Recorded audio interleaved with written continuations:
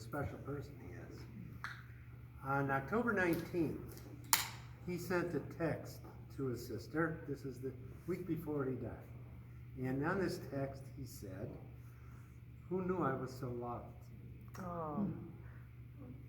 And I want to tell him why he was so loved. I have his picture here to talk to him, okay? First of all, Jay, you know, I watch him with little kids, and he is the most amazing adult with children I've ever seen. There's a young man sitting right here in a blue hoodie who loves Uncle Jay so much, and Uncle Jay played hide and seek, did all these things with Cooper, and to watch Jay with kids, it was just such a pleasure. I'm a ex elementary school principal, so I understand relationships with kids. Jay also had a special ability to speak like Donald Duck. You've never heard him. I mean, he could speak just like Donald Duck. And to his nieces and nephews, he was Uncle Don. Jay, they loved you so much. And you were so good to Mom, you know, to Maxine. Every Sunday, he showed his love by calling her when she was in Iowa and had to move back to the assisted living. And Jay, you know you're the favorite one. you just are. We all know it. You know it. We all know it. And he was so good to Maxine and expressing his love to her. But beyond that, she was a huge sports fan. And she's going to be 99, by the way, in March. She's amazing. And Jay would tell her, you know, when the football game was going to be, the baseball game, and what channel to watch the golf on. And speaking of golf, Jay was the commissioner of the Spider Lake Fantasy Golf League. He and I kind of created this golf league that grew from 4 to about 22 people. And we would draft golfers every week. And I don't know how many of you know this. Jay was a sports writer. It was his profession. And Jay he had a wit like none other that I've ever met. And as a part of this, his commissioner's job for the Spider Lake Fantasy Golf League, every single Thursday, Friday, Saturday, and Sunday that they would play a golf round, he would do a write-up on that golf round and send it to us, those of us who were a part of that. And my wife loved him so much that she put together an inch-wide notebook of all his writings. And this is just one day, one writing on a Sunday afternoon after a tournament. She's got 4 years of those writings, and they're fascinating. I just picked one out to just share a little bit with you. And he always had a title. You know, the funny thing, Rita, I never realized he had a title on him. So, Jay, I'm going to go away for you for a minute and talk to these people and let them know what kind of special writer you were. First of all, his title. Oh, yeah, I got to back up. His name for himself. He named us all. We had special names. He was Jay White Magic was his name. Okay, of course. And so his title for this write-up is "Poof, like magic. He does it again." This happened to be one of the tournaments he won. So I'll just read a little of it because I don't want to bore you, but it's just so clever. And you got to understand, he not only gave us nicknames, he gave all the golfers, the pro golfers, nicknames. So if you happen to follow any golf, you'll get some of these nicknames. Those of you that aren't golf aficionados won't understand any of that. It's okay. Jay White Magic does it again. He breezed to victory in the Greenbrier stop on the Spider Lake Mafia Fantasy Golf Tour, winning yet another title with an amazing low score of only 13 points. It was Kevin, the Whiz Kid Kisner, finished second. Russell, Richie Rich Kid Henley, finished fifth. Lingamar Lingmer finished sixth. He was let down by Kevin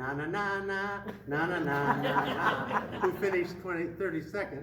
And Justin, he's Lustin, Thomas, who took a late 8 on a par 4 and fell to 5th.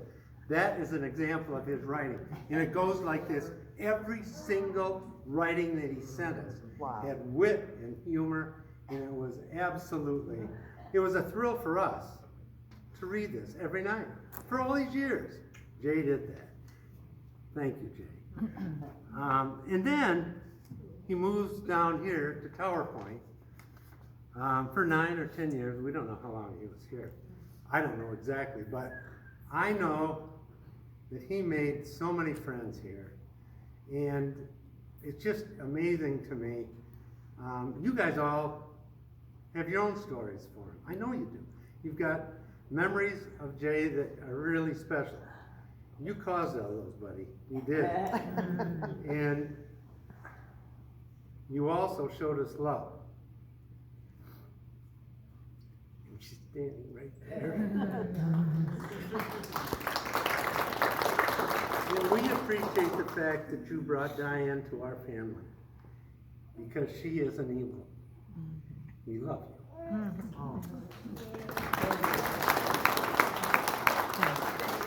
Thanks for making me cry. Yeah. And the rest of us. Okay.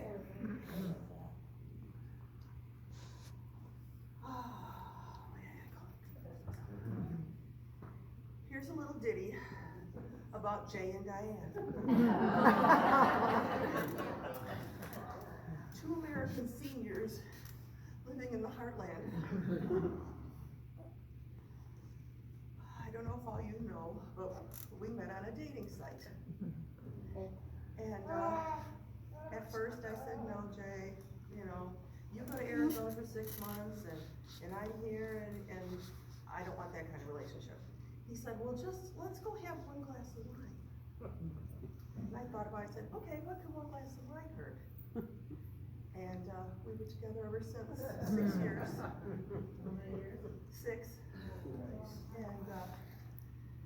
And so, then when he came home, this April, is when he was diagnosed with cancer, and we had a long struggle, but he always was happy and brave and kind, and he showed his love and loyalty to me, which I will hold in my heart forever.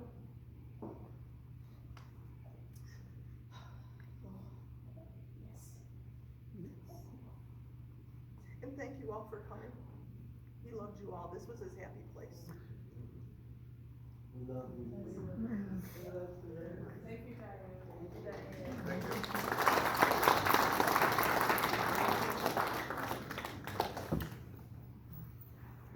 Now eat and drink, because that's what Jay would want us to do.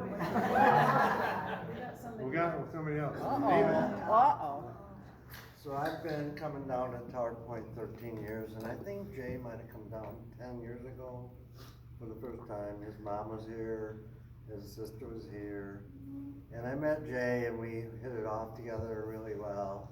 And I looked at him and he had the beard and you look like a good friend of mine from Minnesota. And he goes, I used to live in Minnesota.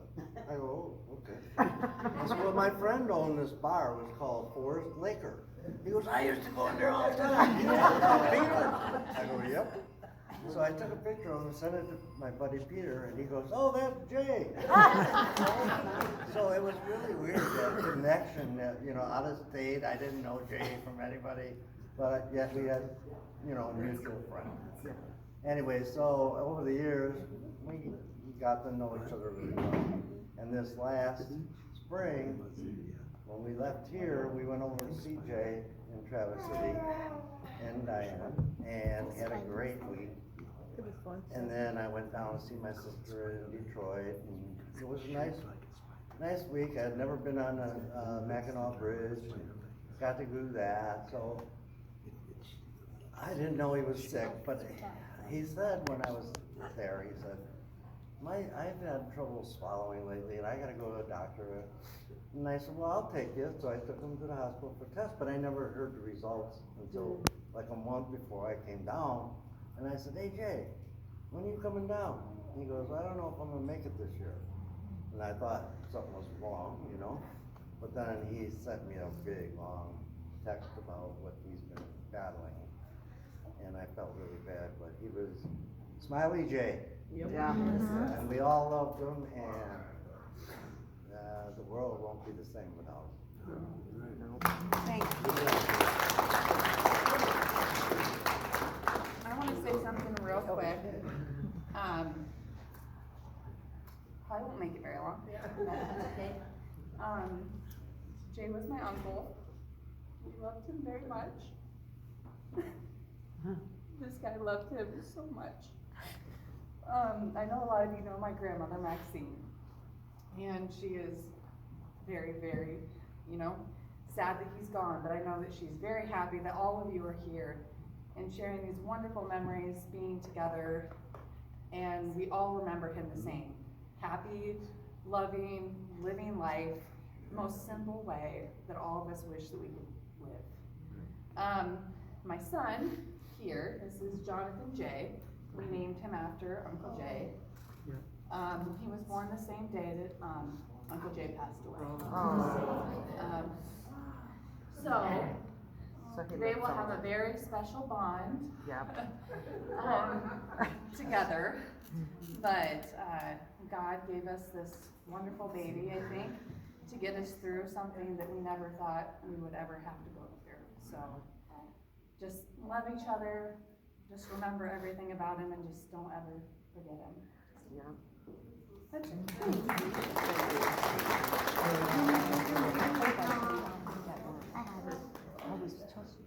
Okay, this was just kind of a spur of the moment thing, but you were all right. We love Jay so much. Everybody would say, call Jay, is Jay gonna come to whatever gathering we had? We had this one interesting fellow that was in the park for a while until he met someone here and got married, and he was full of limericks. He was Eddie. And was he Irish? He's Scottish. He was Scottish. I couldn't remember. Anyway, they got along just famously, but he had all these limericks. And there's one thing that we would do, we would sit there and do when everybody has a drink, and I want you to raise a drink. And you would say, Salon chair. That was Jay, remember? Salon chair. He would say lawn chair. But salon chair. That is so cool. Anybody else want to say anything? No? Oh, it'll happen. Nobody has to stand up. It'll Right, happen. right.